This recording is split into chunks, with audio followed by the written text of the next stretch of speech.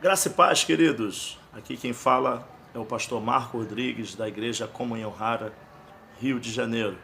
E nós estamos aqui nesse canal para poder compartilhar uma palavra que o Espírito Santo deu a nós nesse mês de outubro. Ainda há tempo para mudanças. Eu tenho plena certeza do que eu estou falando.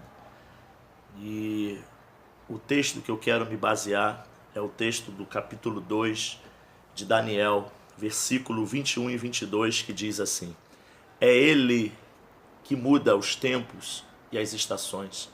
Ele remove os reis, estabelece os reis. É Ele que dá sabedoria aos sábios e entendimento aos entendidos. Ele revela o profundo, o escondido. Conhece o que está em trevas e com Ele mora a luz. O texto que eu abordei nessa hora para você, ele vem de um contexto ameaçador, porque Nabucodonosor tinha tido um sonho e os magos, os encantadores, os feiticeiros não conseguiram interpretar. Diante disso, Nabucodonosor decreta a morte de todos esses que não conseguiram trazer essa interpretação. E quem estava incluído? Daniel e os seus amigos.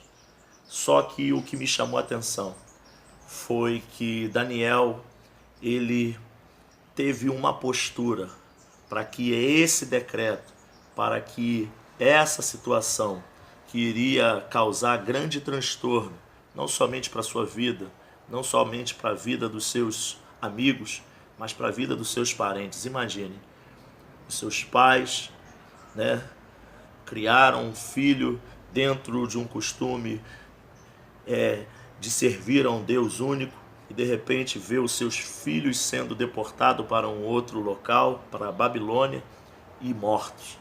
Mas Deus, ele fez com que a postura, aleluia, do céu viesse se manifestar sobre a vida de Daniel, para que esse decreto fosse quebrado.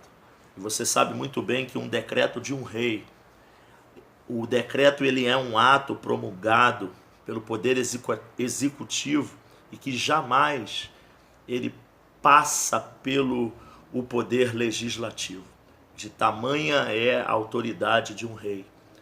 E por um decreto ser revogado, somente o poder do Rei dos Reis. E essa postura mudou. Essa postura que Daniel teve mudou a sorte, não só dele, mas mudou a sorte também dos seus amigos e desses demais que não conseguiram interpretar. E o Espírito Santo falou comigo que ainda há tempo para mudanças. Ainda há tempo para você mudar. Talvez eu não sei quais são os decretos que tem sentenciado a tua família, a tua vida espiritual, tua vida ministerial, tuas emoções.